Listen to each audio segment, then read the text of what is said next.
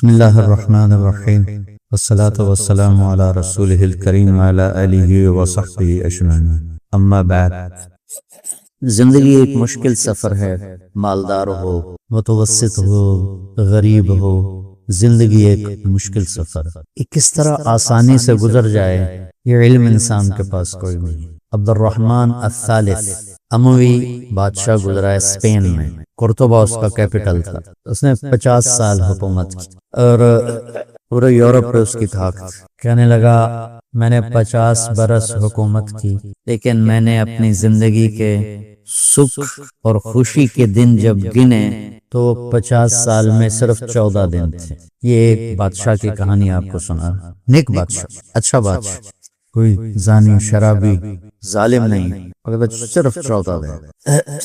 آج کے انسانوں کا علم غلط ہو گیا، چاہے وہ مسلمان ہیں چاہے وہ نان مسلم ہیں، سب کہتے ہیں پیسہ ہوگا تو زندگی آسان ہو جائے گی، جتنا ہمارے پاس دولت ہوگی اتنی ہماری زندگی آسان ہو جائے گی، اور جتنا ہمارے پاس ٹیکنالوجی ہوگی ہماری زندگی آسان ہو جائے گی۔ سوئٹزرلینڈ میں 2-3 دفعہ گیا ہوں، وہ دنیا کے خوبصورت ترین ملکوں میں ایک ملک، اتنا حسین ہے کہ ہر جگہ جی چاہتا ہے بیٹھ کے دیکھتے رہے۔ وہاں کوئی غریب نہیں، سب مالدار لوگ، ایک آدمی بھی غریب نہیں، ایک۔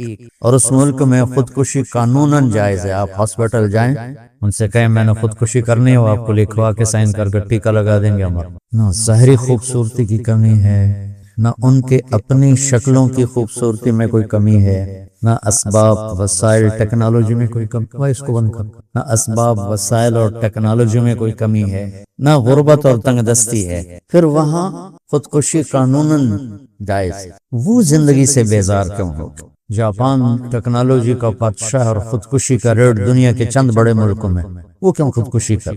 تو میرے اللہ نے یہ کتاب اتاری، تنزیل من الرحمن الرحیم، کتاب فصلت آیاتہ قرآنا عربیا لقوم یعلمون بشیرا ونذیرا فاعرض اکثرهم فهم لا يسمعون۔ تنزیل من الرحمن الرحیم ہے، کتاب احکمت آیاتہ ثم فصلت من لدن حکیم خبیر، انہ لقول فصل وما هو بالہزل وتمت کلمۃ ربک صدقا وعدلا لا مبدل لکلمات لا تبدیل لکلمات۔ یہ قرآن دعویٰ کرتا ہے ان ھذا القرآن یہدی للتی ہی اقوم، کہ ان اور ھذا القرآن یہدی للتی ہی اقوم، صرف قرآن ایک ایسا پیغام ہے جو میری آپ کی زندگی کی مشکلات کو آسان کر دیتا۔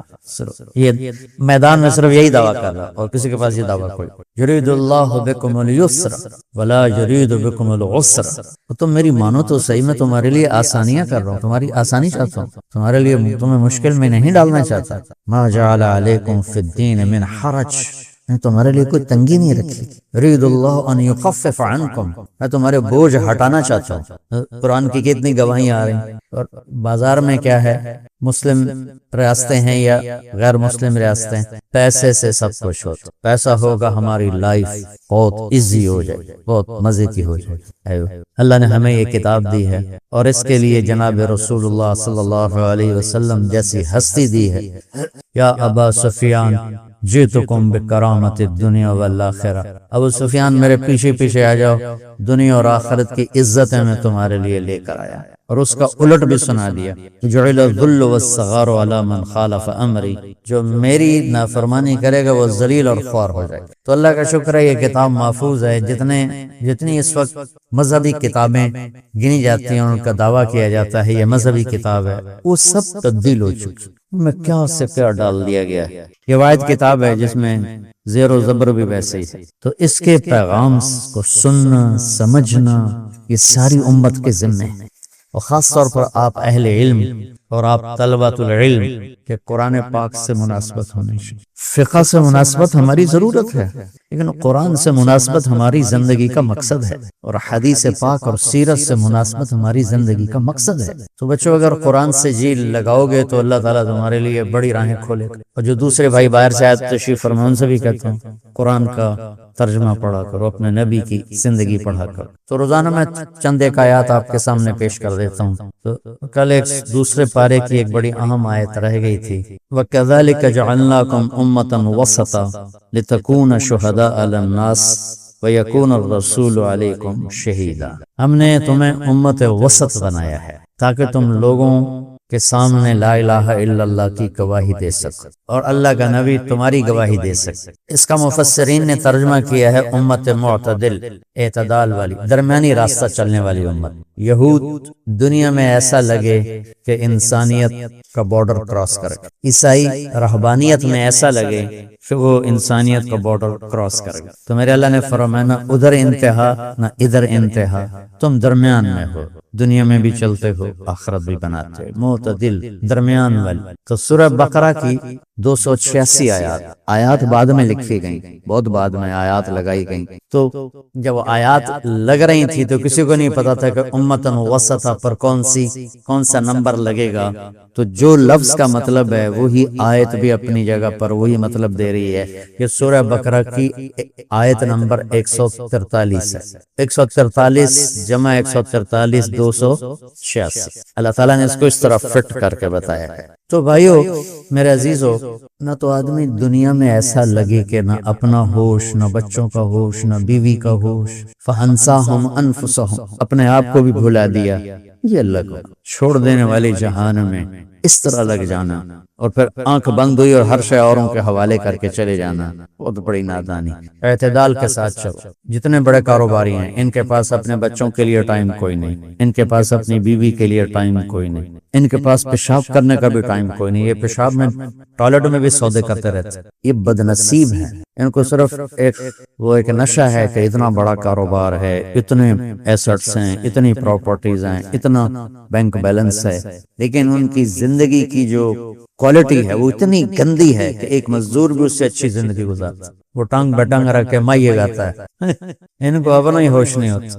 گھر میں میٹنگ ہو رہی ہے، بیڈ روم میں میٹنگ ہو رہی ہے، فون کے ذریعے کھانا کھا رہے ہیں، میٹنگ ہو رہی ہے، ایک بہت بڑی پارٹی ہے، اچھے نیک لوگ ہیں، تو ہم کھانے پر کٹھے تھے، کھانے کا پہلا لقمہ ہم نے لیا، اس کا فون آ گیا، اس نے فون یہاں لگایا اور ادھر کھانا، کوئی 35 منٹ وہ فون پہ لگا رہا اور کھانا بھی کھاتا رہا۔ میں کہا تیرے پڑوسی چنگے نہیں ہیں، میں تو موجہ نال کھا رہے ہیں، اس کاروبار کا کیا فائدہ ہے جو تمہاری روٹی کو زہر بناتا کہ جب آدمی کھانے میں بھی سب کو نصیحت کرتا ہوں کھاتے ہوئے فون مت سنو، چونکہ جب تمہاری نظر کھانے پہ پڑتی ہے تو دماغ الرٹ کرتا ہے پوری باڈی کو کہ کھانا آ رہا ہے، جب ناک میں خوشبو جاتی ہے تو دماغ الرٹ کرتا ہے کہ کچھ کھانے کو آ رہا ہے، جب انگلی ٹچ کرتی ہے تو پیغام جاتا ہے کہ روٹی آ رہی ہے، گوشت آ رہا ہے، پکوڑا آ رہا ہے، سموسہ آ رہا ہے، انگلی کا ٹچ کرنے سے۔ اور پھر جب وہ میدے کو وہ حکم دیتا ہے کہ سموسہ آ رہا ہے اس کے مطابق فٹ ہو جا، پیپسی آ رہی ہے اس کے مطابق فٹ ہو جا، تو میدا اور دماغ آپس میں جڑ جاتے ہیں پوری طرح،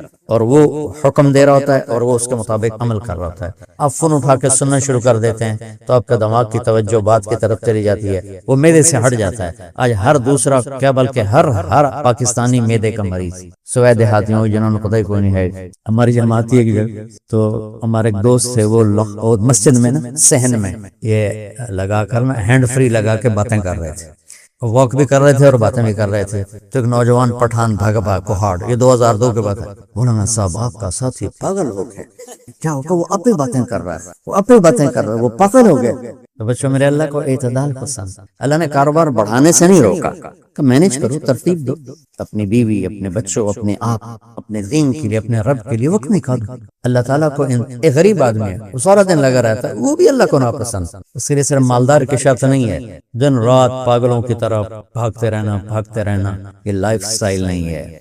آپ ان کی بڑی گاڑیاں دیکھ کے حیران نہ ہوا کر کے کیسے مزے کی زندگی، یہ ہم سے بہت تھکی ہوئی لائف گزارتے، بہت تھکی ہوئی زندگی ہوتی ہے جو دنیا میں ایسے پاگلوں کی طرح بھاگنا شروع کر دیتے ہیں اور بڑھانا شروع کر دیتے۔ اللہ کو دین میں انتہا پسندی اچھی نہیں لگتی، دنیا میں کہاں سے لگے گی جہاں چھوڑ کے مر جانا۔ دین میں 3 صحابہ نے جب اللہ کے نبی کا حال سنا گھر کا تو کہنے لگے میں شادی نہیں کروں گا، بڑا اچھی نیت کی ہے، نے کہا میں روزہ نہیں چھوڑوں گا ساری زندگی، بڑی اچھی بات، نے کہا میں رات کو سوؤں گا نہیں، سر رات تہجد پڑھوں گا، واجب آپ کیا کمال ہے، کتنی بڑی بزرگی ہے، یہ کہہ رہا ہے شادی نہیں کروں گا، یہ کہہ رہا ہے روزہ نہیں چھوڑوں گا، یہ کہہ رہا ہے سوؤں گا نہیں۔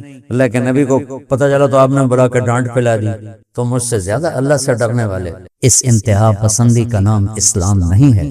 اور ہمارے ہاں چونکہ صوفیاء کرام رحمۃ اللہ علیہم وعلیہم الصلوات و تسلیمات، ان کی وجہ سے اسلام آیا ہے، وہ عبادات میں بہت ایکسٹریم ہوتے تھے، تو ہمارے اندر بھی اسلام کا تصور یہی قائم ہو گیا ہے کہ نفل بہت پڑھتا ہو، مصلی سے اٹھتا نہ ہو، اور مسجد سے باہر نکلتا نہ ہو۔ بھائیو، صحابہ سے بڑھ کر تو کوئی ولی نہیں نا، وہ کھیتی باڑی بھی کرتے تھے، وہ تجارت بھی کرتے تھے، وہ دہاڑی دار بھی تھے، وہ بڑے بڑے تاجر بھی تھے، وہ حکمران بھی بنے، وہ سپہ سالار بھی بنے، وہ موجیوں کی شادیاں بھی، مغیرہ بن شعبہ نے کوئی 80 شادیاں کی، ان کو کوئی ولی پہنچ سکتا؟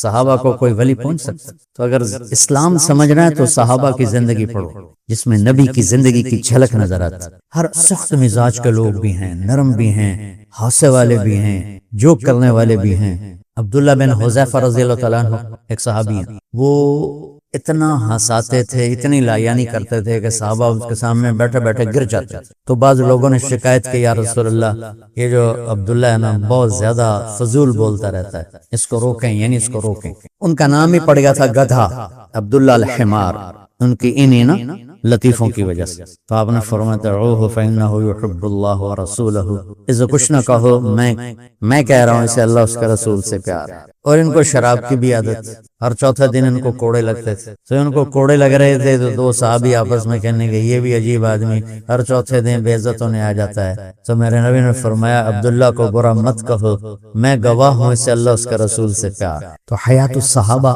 کا آپ لوگ مطالعہ کرو، قرآن کا مطالعہ کرو، سیرت کا مطالعہ کرو۔ دین میں بھی بے اعتدالی پسندیدہ نہیں ہے، نہ مطلوب ہے نہ یہ پسندیدہ ہے، دین میں بھی اعتدال ہے۔ تو وہ ان کے مجاہدات وہ معیار بن گئے۔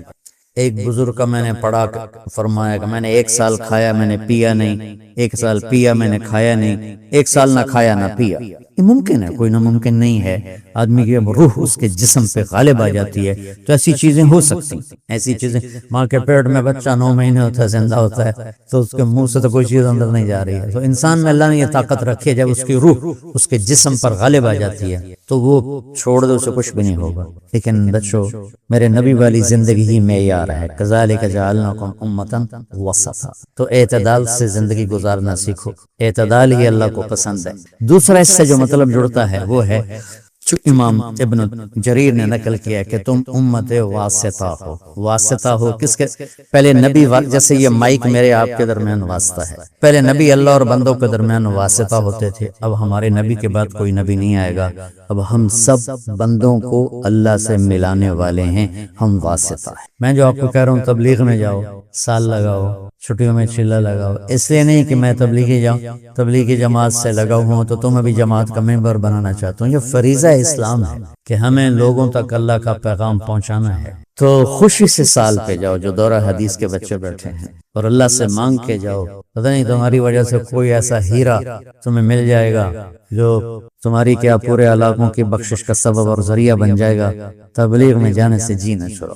ایک آیت اور اس میں تھی، وہ میں نے ادھر لکھوا لی ہیں، زین للناس حب الشہوات من النساء والبنین والقناطیر المقنطرة من الذهب والفضة والخيل المصومة والانعام والحرث ذلك متاع الحیاة الدنیا واللہ عنده حسن المآب۔ یہ اللہ تعالیٰ نے بتایا کہ میں تمہارا پیپر کس چیز میں ہو رہا ہے، کہ چند چیزیں ایسی ہیں جس پر تم دل دے بیٹھتے، اس میں سر فہرست اللہ نے عورتوں کو ذکر کیا۔ نساء کائنات کی سب سے خوبصورت شے اللہ نے عورت کو بنایا۔ یہ میں دنیا پھر کے ایک تجربہ بتا رہا ہوں، انسان کے علاوہ جتنے نر مادہ ہیں، گھوڑے گھوڑیاں تو ہم نے رکھے بچپن میں، محنت نہیں، میرے باپ نے رکھے ہوئے تو تم کو تو آنکھوں کو دیکھا، بھینس اور بھینسے سب، تو جتنی مخلوق اللہ نے بنائی ہے اس میں نر زیادہ خوبصورت ہے، مادہ کم خوبصورت۔ گھوڑی مریل یہ ہوگی، گھوڑا اچھے ہوئے، کبوتری انج ہوگی، کبوتر انج ہوئے۔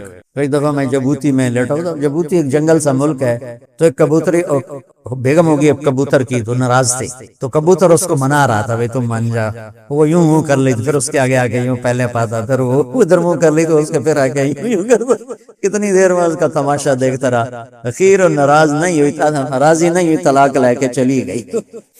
اب مورنی کو دیکھ لو، انتہائی بدصورت، اور مور کو دیکھو تو کیا اللہ یاد ہے، کیا جب وہ رقص کرتا ہے وہ اپنے پروں کو پھیلاتا ہے، جو مادہ مورنی اس کے پر نہیں ہوتے، مادہ مورنی کے پر نہیں ہوتے، کھوتا بھی سونا ہے کھوتی نہ۔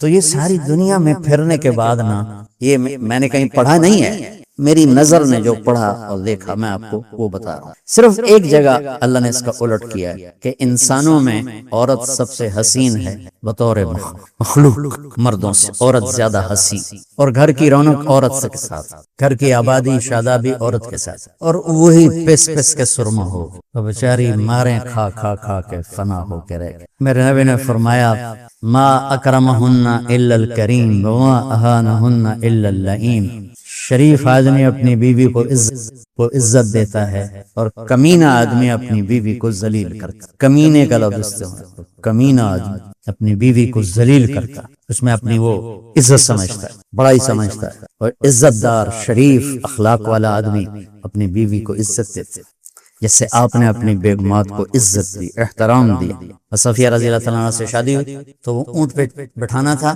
تو وہ ان کا قد چھوٹا تھا، وہ چڑھ نہیں پا رہی تھی، تو ہم نے اپنا گھٹنا مبارک آگے کیا اور حضرت صفیہ کا ایک پاؤں اپنے گھٹنے پہ رکھوایا اور دوسرے پاؤں اونٹ پہ رکھوایا۔ یہ میرے نبی کے اخلاق ہیں اپنی بیگمات کے ساتھ۔ خود اپنے ہاتھوں سے لقمہ توڑ کے حضرت عائشہ کو کھلا رہے ہیں کہ وہ ابھی عمر میں چھوٹی تھی، ان کو آٹا گوندھ کے دے رہے ہیں کہ ان کو ابھی آٹا گوندھنا نہیں آتا تھا، گھر میں جھاڑو دے رہے ہیں، اپنے کپڑے، 9 بیویاں تھیں، 9 جب آپ دنیا سے گئے، اور آپ اپنے کپڑے خود دھوتے تھے، کمال، پھٹ گیا خود سی لیتے تھے، جوتا ٹوٹ گیا خود جوڑ لیتے تھے، ٹھیک سے نہیں کرتے۔ آپ نے اپنی بیویوں کو، بیٹیوں کو عزت دے کر دکھایا کہ اس سے کس طرح کا سلوک کیا جاتا ہے، کیونکہ یہ میں نے 2 دن شاید پہلے بھی بتایا تھا کہ جتنی کوئی چیز قیمتی ہوتی ہے اس کی وہ جس ڈائی میں بنتی ہے نا، جس سانچے میں، وہ سانچہ بڑا قیمتی ہوتا ہے۔ مثلا یہ گلاس ایک سانچے میں بنا، وہ سانچہ اس کی قیمت کے برابر قیمتی، اور مرسڈیز گاڑی بھی ایک سانچے میں بنتی ہے، جتنی مرسڈیز مہنگی ہے اس سے مہنگا وہ سانچہ ہے۔ رولز رائس بھی ایک سانچے میں بنتی ہے، جتنی وہ مہنگی اس سے مہنگا وہ سانچہ ہے۔ 380 جہاز، جمبو جیٹ اور 320 کتنے بڑے بڑے خوبصورت جہاز ہیں، یہ بہت قیمتی ہیں، لیکن جس سانچے میں ان کو بنایا جاتا ہے وہ اس سے بھی زیادہ قیمتی، اور اس کی اتنا اس کی کیئر کی جاتی ہے کوئی خراش نہ آ جائے، ہلکی سی خراش بھی آ جائے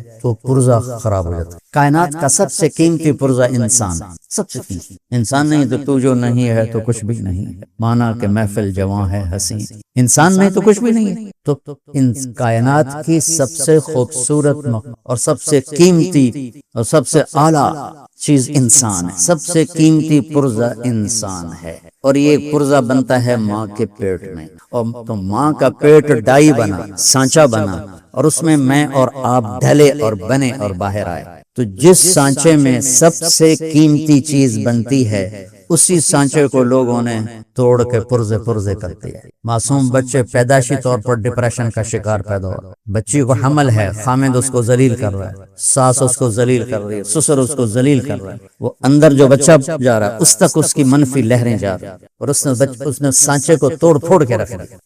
دکھی ہو جاتا ہوں یہ مضمون سناتے ہوئے، اتنے واقعات سنتا ہوں، دلی زخمی ہو کے، اخلاق کے نہ ہونے نے گھر برباد کر، شکل صورت سے گھر نہیں چلتے، نہ پیسے سے نہ ڈگری سے، اچھے اخلاق سے چلتے، اور ہمارا مشترکہ نظام زندگی عذاب بن چکا ہے، عذاب۔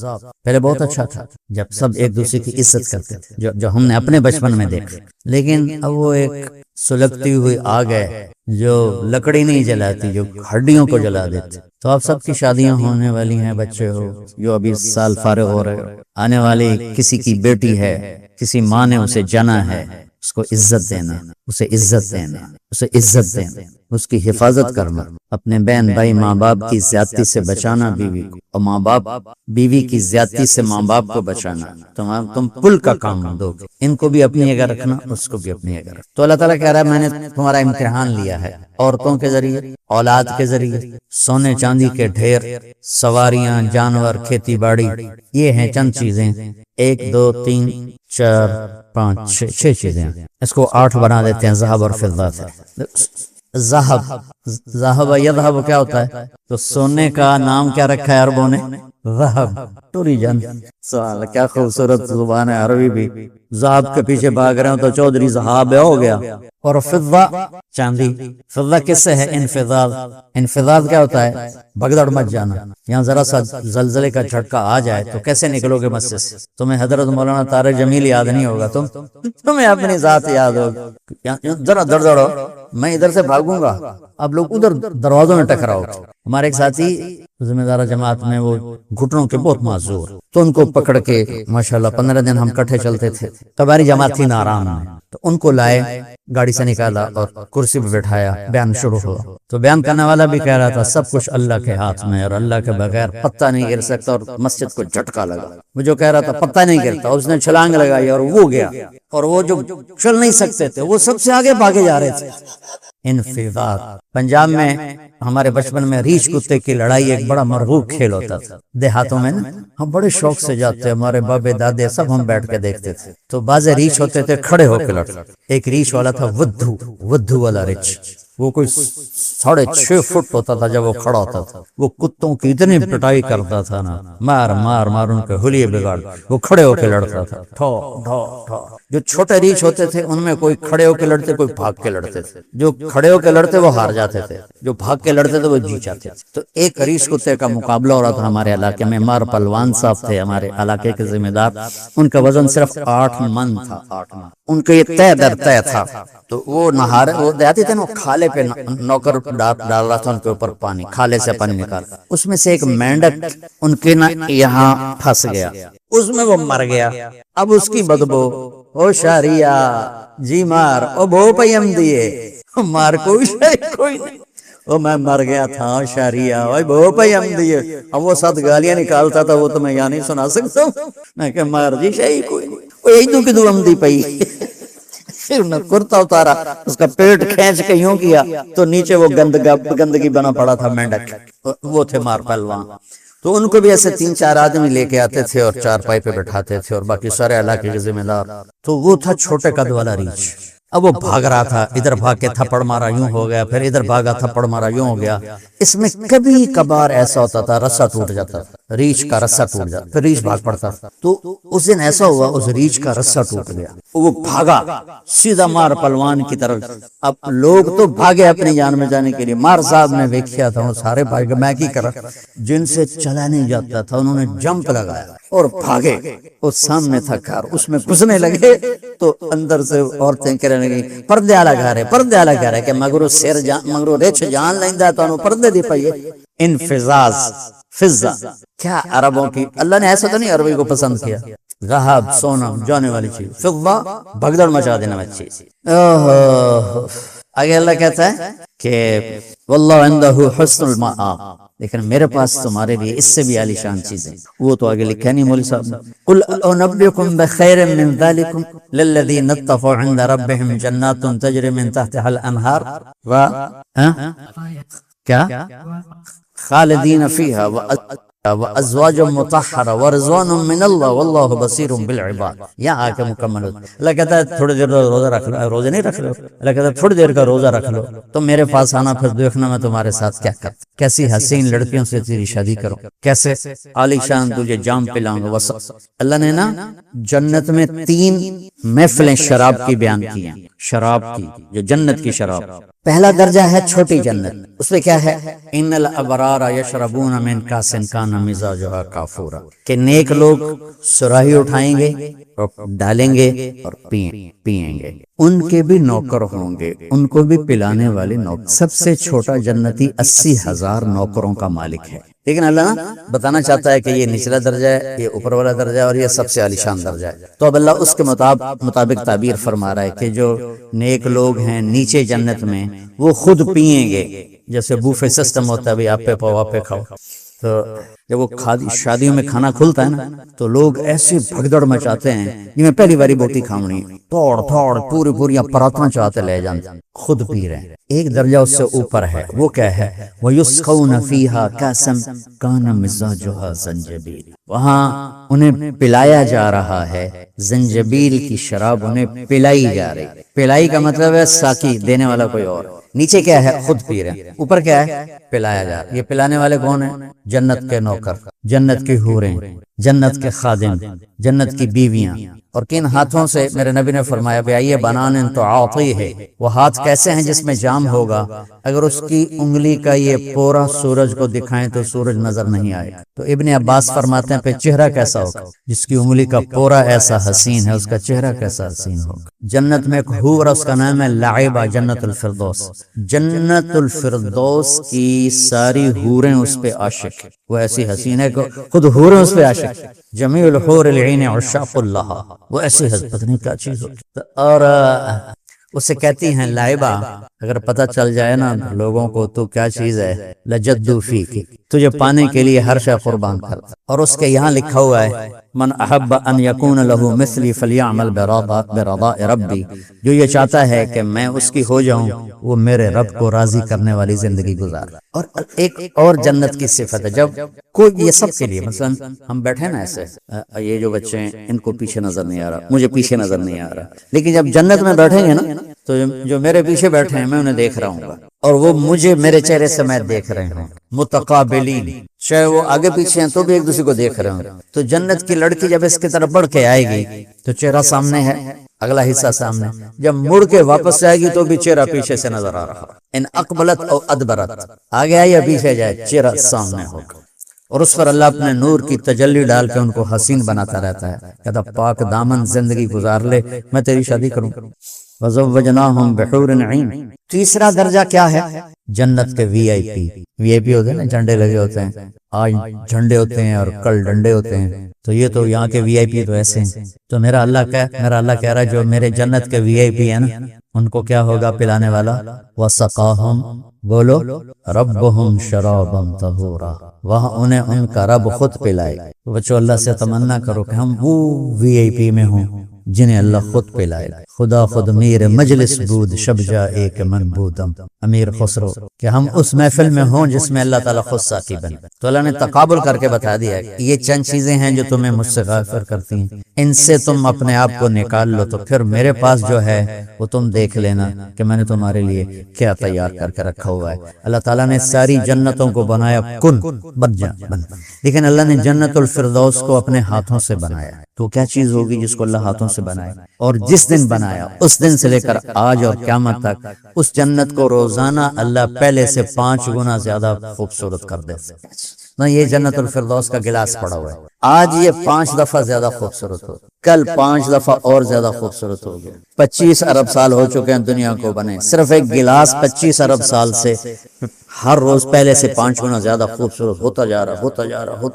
کیا چیز؟ چلیے تو گلاس ہے، جنت کی حور روزانہ 5 گنا زیادہ بڑھ رہے، وہ کیا بلا ہے؟ بلا تو نہیں ہو سکتا، بلائیں تو ادھر کٹھی، کون سی؟ ساری نہیں، جن کی زبانیں بڑی تیز ہیں، جن کے مزاج میں شدت ہے، بد اخلاقی ہے۔ اب پتہ نہیں کس کا فرمان ہے، اللہ تعالیٰ جب کسی سے ناراض ہوتا ہے تو اس کو بدتمیز بیوی دے دیتا ہے، یہ نکار سے زیادہ نہیں، اور جس سے اللہ راضی ہوتا ہے اسے اچھے اخلاق والی بیوی دے دیتا ہے۔ تو بچوں یہاں سب کچھ لے لو تو بھی چلے جانا ہے۔ اس کے بعد ایک اہم مضمون ہے جو میں بیان کرنا چاہتا ہوں، وہ ہے جو ہمارے گھروں میں طلاقیں چل رہی ہیں۔ تو سب سے جو اللہ کو ناپسند ہے حلال میں وہ طلاق۔ حضرت علی صاحب نے فرمایا علی طلاق دینے سے بچنا، جب طلاق دی جاتی ہے اللہ کا عرش کانپ اٹھتا ہے، جب بے وجہ طلاق دی جاتی ہے، ضرورت کی وجہ سے تو اللہ نے رکھی ہے کہ بھئی نہیں گزارا ہو، ٹھیک ہے۔ تو اب ہمارے ہاں 2 انتہا چل رہی ہیں، ایک جو زیادہ اپر کلاس ہے، تھوڑا سا لڑکی لڑکے میں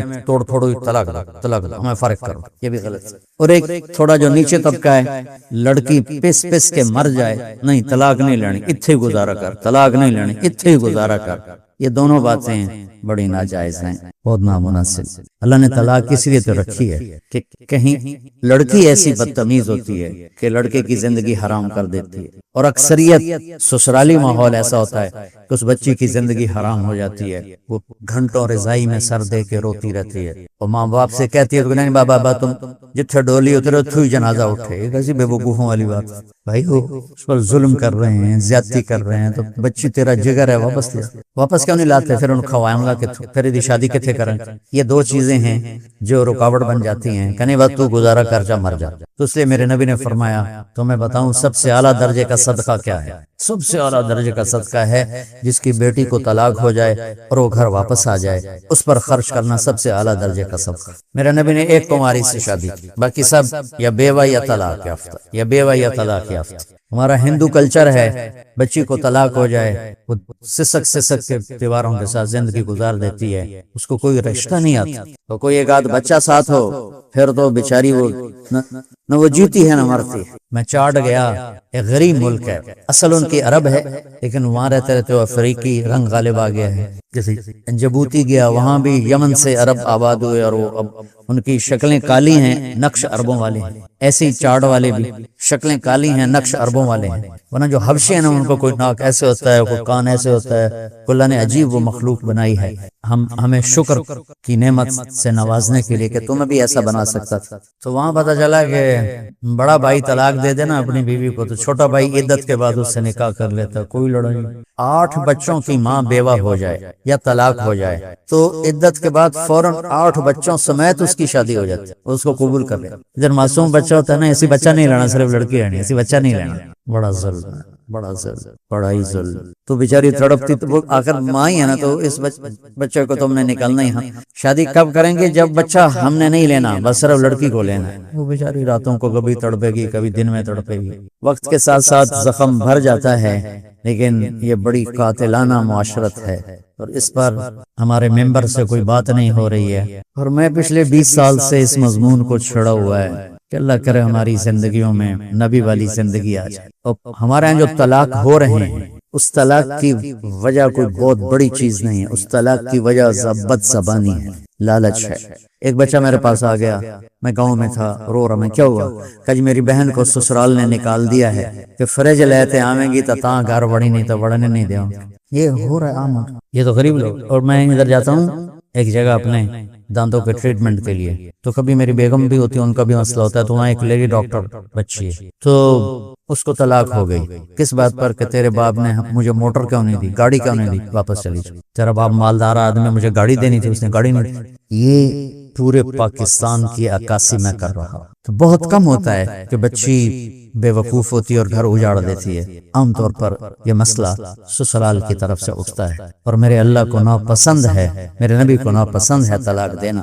لیکن اگر کسی وحشی سے واسطہ پڑ جائے یا کسی بدتمیز لڑکی سے واسطہ پڑ جائے تو پھر اللہ نے رکھا ہے کہ اس کو الگ ہو جاؤ. پھر الگ ہو تو اس کو لڑائی نہ بناؤ، دشمنی نہ بناؤ. یا تو دشمنیاں بن جاتی، لڑائیاں بن جاتی، بائیکاٹ ہو جاتے ہیں. عرب کی معاشرت میں اب بھی طلاق ہو جائے تو اس بچی کے لیے کوئی مسئلہ نہیں، اس کی فوراً شادی ہو جائے. ہماری بچیوں کو طلاق ہو جائے وہ دیواروں کے ساتھ لگ کے زندگی گزار دیتے، ان کو کوئی پوچھنے والا نہیں ہوتا. چاہے قصور مردوں کا ہو، عام طور پہ مردوں کا قصور. تو یہ بہت اس وقت حساس مسئلہ بن چکا ہے. پورے ملک میں طلاق کی شرح بہت بڑھ گئی تو برداشت نہیں. والدین اپنے بچوں کو برداشت نہیں سکھاتے. میں نے جتنے سال تمہارے ساتھ گزارے، میں تمہیں یہ ایک میری ساری باتوں کا خلاصہ تو ایک چیز ہے کہ لوگوں کی برداشت کرنا سیکھ. وہ لوگوں میں بیوی ہو، باپ ہو، بہن ہو، بھائی ہو، دوست ہو، پڑوسی ہو، اپنا ہو، غیر ہو، برداشت کرنا سیکھ لو. آپ کی زندگی خوبصورت ہو جائے گی. اگر جواب دینے شروع کیے تو زندگی کا حسن سارا ہاتھوں سے نکل جائے گا. جب آپ نے نبوت کا اعلان کیا تو آپ کی 2 بیٹیاں حضرت رقیہ اور ام کلثوم، ان کا نکاح ہوا تھا ابو لہب کے بیٹوں کے ساتھ. چچا تھے نا ابو لہب. تو جب آیت آئی تبت یدا ابی لہب، تو اس نے آ کر اپنے بیٹوں سے کہا کہ راسی فی رؤوسکما حرام، میں اس گھر میں قدم نہیں رکھوں گا جب تک تم محمد بن عبداللہ کی بیٹیوں کو طلاق نہ دے. تو اس کا ایک بیٹا عتبہ، وہ حرم میں آیا، آپ تشریف فرما تھے، یہاں سے گریبان پکڑ کے جھٹکا دیا، آپ کا گریبان پھٹ گیا. وہ کہنے لگا تیری بیٹیوں کو طلاق. طائف کے پتھر کھائے اور بد دعا نہیں. جب یوں بیٹی کی طلاق بھرے مجمع میں سنی تو کہا اچھا میں اللہ سے کہتا ہوں اپنا کوئی کتا تیرے اوپر چھوڑ دے. اتنے دکھی ہوئے کہ اس کے لیے بد دعا کی. تجارتی قافلہ شام جا رہا تھا، اس میں عتبہ بھی تھا. تو ابو لہب آیا، دیکھو میرے بیٹے کو محمد نے بد دعا دی ہے اور اس کی باتیں خالی نہیں جاتی، اس کی حفاظت کرنا، کوئی اس کو کچھ ہو نہ جائے. ایمان مقدر میں نہیں تھا اور بات پہ اعتماد اتنا تھا. جب یہ قافلہ زرقاء اترا تو ایک شیر آیا اور اس نے یوں سب کو دیکھا ایسے، تو اتبا چیخنے لگا، یہ محمد کی بد دعا آ گئی، یہ محمد کی بد دعا آ گئی، اور یہ مجھے مار دے گا۔ بیٹا پاگل ہے، ہم 300 آدمی ہیں، کیسے تجھے مار دے گا؟ ہم تیرے پہرے دار ہیں۔ انہوں نے سارے اونٹ کے پالان کٹھے کر کے اونچا مینار سا بنا دیا اور اس کے اوپر اس کو سلایا اور خود چاروں طرف بیٹھ گئے پہرا دے۔ اللہ نے سب کو سلایا، شیر آیا اور ایک ایک کو سونگا، چھوڑتا گیا چھوڑتا گیا چھوڑتا گیا، سب کو چھوڑ دیا۔ کتنے تھے مجھے کہیں ملے نہیں، 150 200 تو ہوتی تھے جب قافلہ چلتا۔ پھر اس نے یوں اوپر دیکھا، یوں سونگا اور پھر ایک چھلانگ لگائی، وہ سیدھا اس کے اوپر اور جاتے اس کے منہ، اس سر اور منہ کو اپنے منہ میں لیا اور ایسے کچل دیا جیسے قیمہ بنا دیا جاتا ہے، کھایا نہیں، بس ایسے کچل کے چھلانگ لگا کے واپس چلا۔ تو میرے عزیزو برا حال ہے۔ اللہ تعالیٰ نے درجے مقرر کیے ہیں کہ دیکھو اگر تمہاری بیوی نافرمان ہو رہی ہے تو اسے سمجھاؤ، فَعِظُوهُنَّ، اسے سمجھاؤ، پیار محبت سے، واز ہوتا ہے پیار محبت سمجھاؤ، وَاهْجُرُوهُنَّ فِي الْمَضَاجِعِ، پھر بھی نہ سمجھے تو اس کے ساتھ سلوک اچھا رکھو، لیکن رات کو سوتے ہوئے بستر اپنا باہر لے جاؤ، دوسرے کمرے میں سو جا تاکہ اس کو احساس ہو کہ میرا خاوند تکلیف میں ہے۔ وہ پھر بھی نہ سمجھے تو اسے ایک آدھ تھپڑ سمجھانے کے لیے مار دو، یعنی کہ سوٹے لے کے کھڑے ہو جاؤ کہ جسم پہ نشان بھی نہ پڑے اتنا۔ وہ پھر بھی نہ سمجھے تو پھر کیا کرو، پھر بھی طلاق دینے میں جلدی نہ کرو، پھر یہ کرو کہ ایک آدمی خاوند کی طرف سے آئے اور ایک آدمی لڑکی کی طرف سے آئے اور دونوں بیٹھ کر کوئی حل نکالیں اور اس مسئلے کو ٹھیک کرنا چاہیں تاکہ طلاق نہ ہو۔ پھر بھی اگر نہیں ہو سکتا تو پھر بیوقوف بن کے 3 طلاق مت دو، 1 طلاق دو، 1 طلاق دو، شاید اس کو احساس ہو جائے۔ پھر بھی وہ نہیں باز آتی تو چھوڑ دو، چونکہ جو کام 3 طلاق نے کرنا ہے وہی 1 طلاق نے کرنا ہے۔ 1 طلاق سے بھی بیوی سے آپ کا نکاح ٹوٹ گیا، لیکن آپ کو ایک سہولت حاصل ہے کہ اس کے بعد اگر آپ چاہتے ہیں کہ ہم دوبارہ صلح کر لیں، لڑکی صلح کر لے، تو آپ دوبارہ نکاح کر لیں گے۔ عدت کے دوران تو دوبارہ نکاح کرنے کی بھی ضرورت نہیں ہے، اور اگر عدت گزر جائے پھر آپ نکاح کر سکتے ہیں، لیکن چھوٹتی 3 طلاق دے کر آپ اپنا راستہ بند کر لیتے ہیں، پھر پوچھتے پھرتے ہیں۔ ایک بندے نے اپنے بیوی کو 3 طلاق دی اور مولانا صاحب کے پاس کسی مولوی، ہر قسم کے لوگ ہوتے ہیں، کہ مولانا صاحب میں بیوی نے 3 طلاق دے دیتی، کوئی کی فتویٰ ہے؟ انہوں نے فرمایا حرام ہو گئی۔ کوئی رستہ کوئی انہیں جیب سے لفافہ نکالا اور ان کے سرانے اس کے مسلح کے نیچے ایسے رکھ دیا تو مولانا صاحب کوئی طرح دسو کہ من تو سوچنا ہی پڑے گا، 10 تو کی آنکھیں آئی، کہا جی میں آنکھیں آئی طلاق طلاق طلاق، میں کہا شکر الحمدللہ کوئی نہیں ہوئی۔ کیوں کہ اکھے او ہوندا طلاق، اور تو آکھیا طلاق طلاق طلاق، وہ چھوٹے کاف نال ہے، بڑے نال نہیں ہے، جا موجہ کر، پھر ایسی مصیبتیں وجود میں آتی۔ یہ صحیح واقعہ ہے، کوئی لطیفہ نہیں ہے، صحیح واقعہ ہے۔ تو ایک مولانا صاحب نے سنا جو اچھے عالم تھے، کہنے لگے پھر تو نکاح ہی نہیں ہوا، چونکہ نکاح میں کہنا تھا قبول کیا، اس نے بھی قبول کی بجائے قبول کہا۔ اللہ نہ کرے تمہارے گھر اجڑیں اور طلاقیں ہوں، لیکن اگر ایسا موقع آ جاتا ہے تو اللہ کے واسطے اپنے بچی کو پریشرائز نہ کرو، بس اتھی گزارا کر، اتھی گزارا، اور اپنے بچے کو مت پریشر میں ڈالو کہ میرے بھائی کی بیٹی ہے، تم نے گزارا کرنا ہے، تم نے گزارا کرنا ہے، مر جاتے ہیں، زندہ مر جاتے ہیں۔ پھر اس وقت علیحدگی ضروری ہے، پر اپنے بیٹیوں کو ذلیل نہ کرو کہ جتھے تیری ڈولی جانی ہے اتھو تیرا جنازہ جانا ہے، یہ ظلم ہے۔ ہاں اگر اچھے سلوک ہیں تو واقعی پھر جہاں ڈولی اترے وہیں جنازہ، وہیں سے جنازہ اٹھے، لیکن وہ ویشیوں کے پلے پڑ گئی ہو۔ میں گاؤں میں بیٹھا تھا، گرمیاں تھیں، کہ ایک لڑکی ایک بچے کے ساتھ بھاگ کے اندر آ گئی گھر، کہنے لگا بیبی کون، کہاں سے آئی؟ کہا میں جھنگ سے آئی۔ تو اس وقت یہاں کہا میں اللہ کے واسطے میری جان بچا لو، مجھے میرے خاوند سے طلاق لے کے دے دے۔ کہا میں تو تجھے جانتا نہیں نا تیرے خاوند، کہ میرا خاوند ریڑھی لگاتا ہے اور روزانہ مجھے آ کے مارتا ہے، کوئی ایک دن کا ناغہ نہیں جس میں مجھے مرتا نہ ہو، میں ماں باپ کے پاؤں پکڑ چکی ہوں، یہ کسائی ہے، انسان نہیں ہے، مجھے طلاق دلوا دو۔ وہ کہتے ہیں ہم تجھے قتل کر سکتے ہیں، طلاق نہیں لے سکتے۔ تو میں بھاگ کے آپ کے پاس آئی ہوں کہ آپ میری اس سے طلاق دلوا دو۔ میں کہا بیٹے میں تمہیں جانتا نہیں، تیرے ماں باپ کو جانتا نہیں، خاندانی معاملات میں ایسے پڑھنا میں کیا کر سکتا۔ ان مضامین کو اللہ تمہیں کل کو بٹھائے ممبروں پر تو معاشرت بیان کرو، لوگ برباد ہو گئے، انہیں پتہ ہی نہیں ہے کہ زندگی کی خوشیاں کہاں سے ملتی۔ میں نے قرآن میں یا ایھا الذین آمنوا آیا ہے 1 کم 90 دفعہ، 1 کم 90 دفعہ، لیکن شیخ ابو بکر الجزائری رحمۃ اللہ علیہ کی میں نے ایک کتاب پڑھی جب کبھی پڑھنے کے ذوق زندہ تھے، اسی پر نداء الرحمن کے نام سے وہ کتاب نداء الرحمن، تو اس میں آخری ہے یا ایھا الذین آمنوا توبوا الی اللہ توبۃ نصوحا، لیکن علماء نے یا ایھا النبی اذا طلقتم النساء، اس کو بھی قائم مقام یا ایھا الذین آمنو کے کیا ہے۔ تم ذرا یا ایھا الذین آمنو اذا طلقتم النساء، یہ تو بات سمجھ میں آتی، اے ایمان والو اگر تمہارا ارادہ ہو جائے بیوی کو طلاق دینے کا، لیکن یہاں کیسے ہے، یا ایھا النبی، اے میرے نبی، اذا طلقتم النساء، اے ایمان والو جب تم اپنی بیویوں کو طلاق دینے لگو۔ یہ دو لفظوں کا آپس میں جوڑ نظر نہیں آتا، قرآن بے جوڑ تو ہے نہیں، تو مجھے یاد پڑتا ہے، اب لوگ دیکھنا کہ فرمایا کہ یہاں اللہ اپنے حبیب کو بطور سفارش لایا ہے کہ میں اپنے نبی کو سفارشی بناتا ہوں تمہارے سامنے کہ طلاق نہ دو، گزارا کرو، طلاق نہ دو، اور اگر دینی پڑے تو پھر اس کا یہ طریقہ ہے۔ ایک طلاق سے تمہارا کام ہو گیا، اب مت 3 طلاق دو، اور اگر تمہیں 3 ہی دینی ہے تو پھر اس کی عدت، اس کی جو وہ مینسز کے بعد پھر دوسری دو، پھر اس میں جب اس کو حیض پورا ہو جائے دوسری دو، پھر جب حیض پورا ہو جائے تیسری دو۔ اگر تم نے 3 ہی دینی، یہ کٹھت جو 3 کا بم مارنا ہے، اس نادانی سے اللہ مجھے بھی بچائے، اللہ سارے معاشرے کو بچائے کہ ہماری زندگی میں اللہ تعالیٰ وہ اخلاق پیدا فرما دے جس سے ہمارے گھر اجڑے نہیں۔ یہ وہ اسباق اور دروس زندگی ہیں بچوں جو عام طور پہ دوران تعلیم نہیں بتائے جاتے۔ اتنا بڑا نصاب ہے کہ یہ چیزیں پڑھائی نہیں جاتی، گزار دی جاتی، لیکن میرے نزدیک یہ ان سے بھی زیادہ ضروری۔ رفع یدین کرنے نہ کرنے پر جنت کا دار و مدار تو کوئی نہیں، سورۃ فاتحہ کے پڑھنے نہ پڑھنے پر جنت کا دار و مدار تو کوئی نہیں، آمین اونچی کہنے پر نیچی کہنے پر کوئی جنت کا دار۔ ہماری جماعت واپس آ رہی تھی رائمنڈ، تو منگا منڈی سے رائمنڈ کو سڑک جاتی ہے، تو اس کے اوپر ایک چھوٹی سی نہر راجبہ، وہاں ایک مسجد ہے ہمارے بریلوی بھائیوں کی، تو وہاں نماز کا وقت ہو گیا تو ساتھی نماز کے لیے شامل ہو گئے، تو ایک کوئی اہل حدیث بھی اس میں تھے، انہوں نے زور سے کہا آمین، پھر دوسری رکعت میں کہا آمین۔ مولانا صاحب بریلوی سلام پھیرتے ہی کہنے لگے کیڑا کتا بھوکیا ہے، کیڑا کتا بھوکیا ہے، تو اس آخیا خنزیراں نو کتے بھوک دے ہیں۔ اور یہ وہ مسائل زندگی ہیں جس پر آدمی اگر ان کا حل نہ ہو تو آدمی تباہ ہو جاتا، دنیا بھی آخرت۔ اللہ تعالیٰ میں عمل کی توفیق بخشے، لک الحمد سبحانک اللہم وبحمدک، اشہد ان لا الہ الا انت، استغفرک واتوب الیک۔ اللہم زیننا بالحلم واغننا بالعلم وجملنا بالتقوى وأكرمنا بالعافية، اللهم أغننا بالعلم وزينا بالحلم وأكرمنا بالعافية وجملنا بالتقوى، اللهم إنا نسألك من خير ما تعلم ونعوذ بك من شر ما تعلم ونستغفرك لما تعلم إنك علام الغيوب، آمين۔ السلام علیکم۔